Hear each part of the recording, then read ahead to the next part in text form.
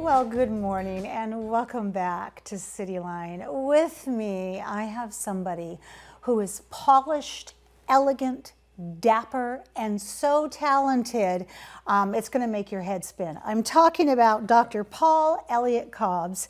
He is the music director and conductor for Tacoma Youth Symphony, and he's here on the comfy couch. It's so good to see you. It's so good to see you as well. I missed you. I know, it's been a couple It's years been a while. since I've seen you. Yeah. Yes, and you are as elegant as ever. Thank you so much. You're welcome. So let's talk about this. We were talking about batons before we got live. Yes, on the we air. were. So tell us about the Tacoma Youth Symphony concert coming up.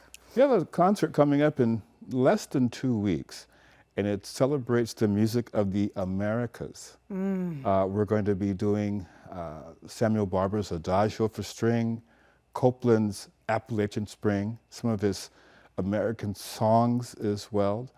And we're doing a premiere. It's a North American premiere of a viola concerto written by a Chilean composer who emphasizes and extracts rhythms from a tribe in the south of Chile.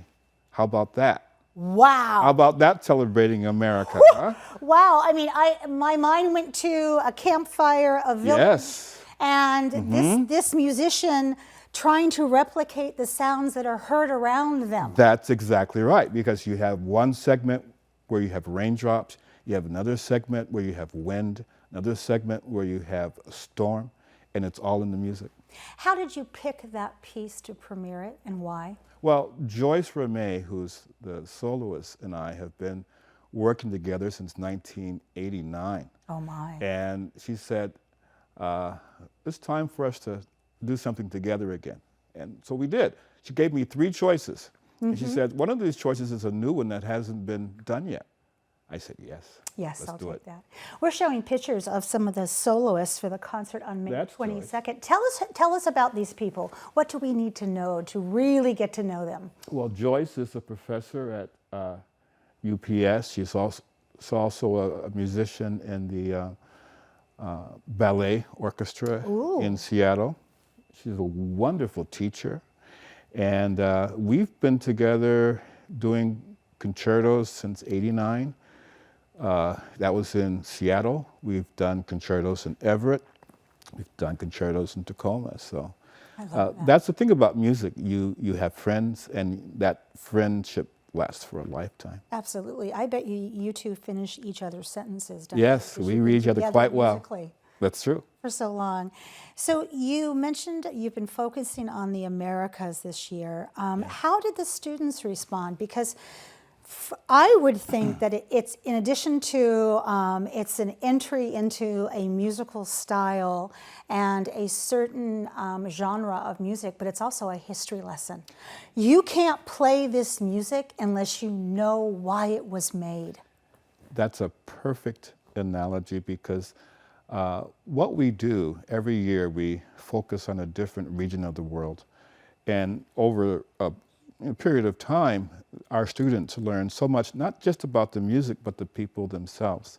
So this year, we're focusing on music of the Americas.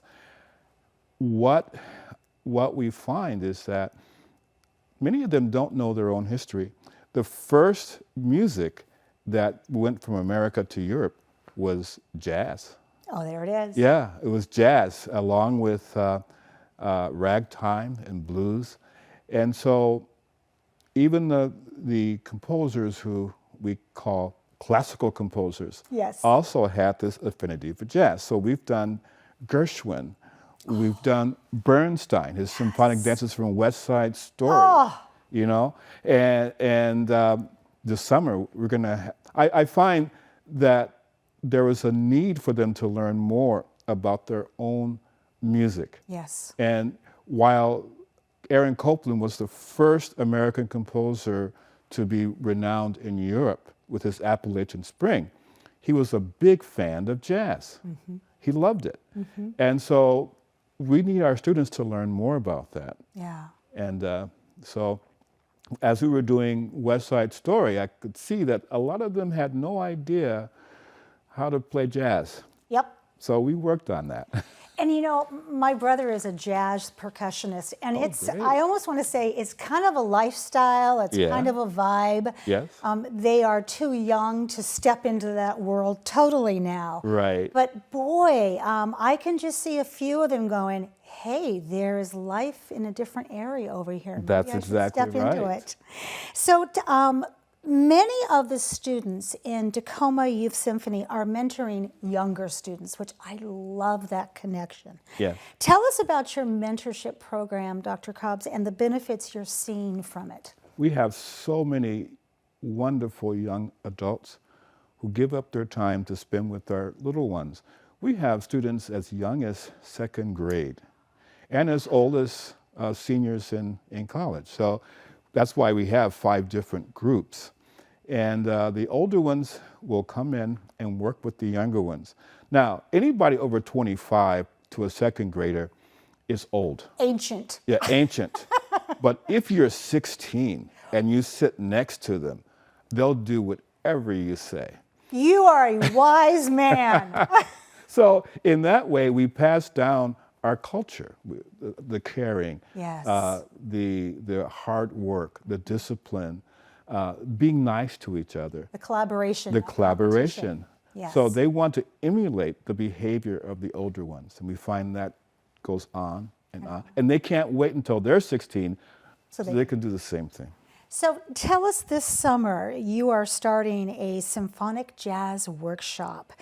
Tell us about that. And I'm sure that came about from you introducing your students to jazz, and they went, how can we have more of this? Exactly. They had no idea, especially the strings. Now, some of the wind players played in their school jazz band, but most of them didn't have any idea. So we decided, let's give them a workshop.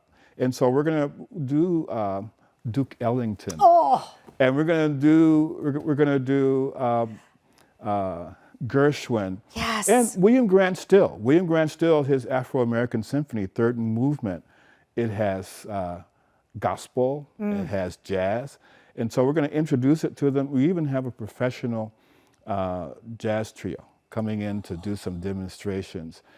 I'm going to do some lectures, tell them about my time working with Ernestine Anderson. Oh, no. Diane Shore.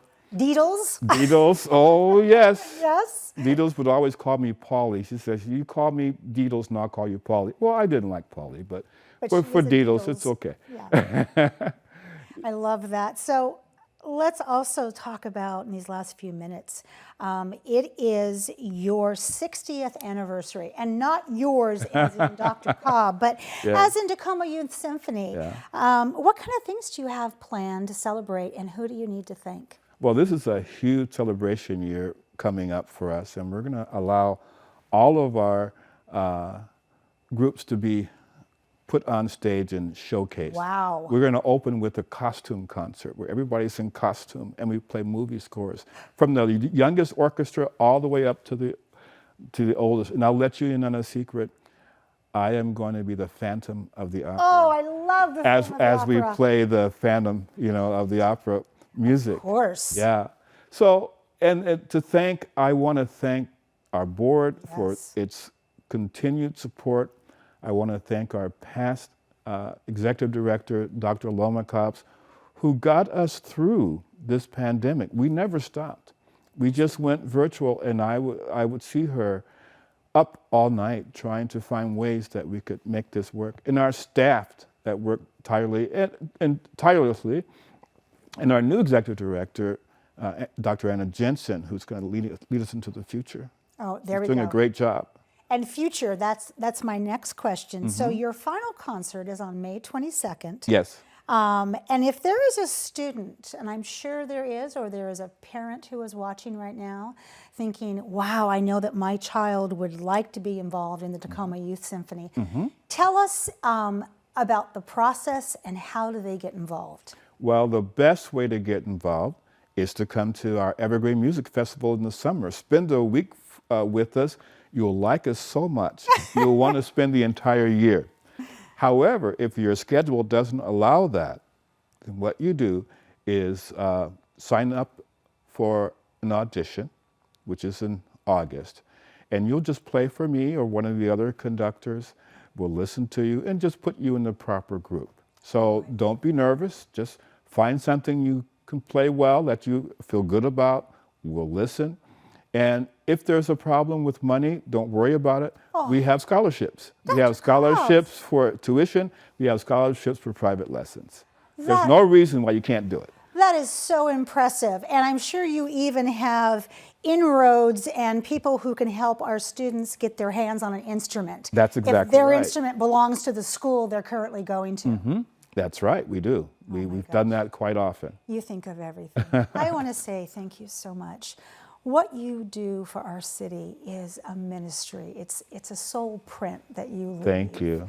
It's not a clock in, clock out, and you bring us the most beautiful music which feeds our soul, and we need that now more than ever. So thank you. Thank you. From the bottom of my heart for all that you do, and I want you back on the couch beginning of next year. Sounds good to me. Right.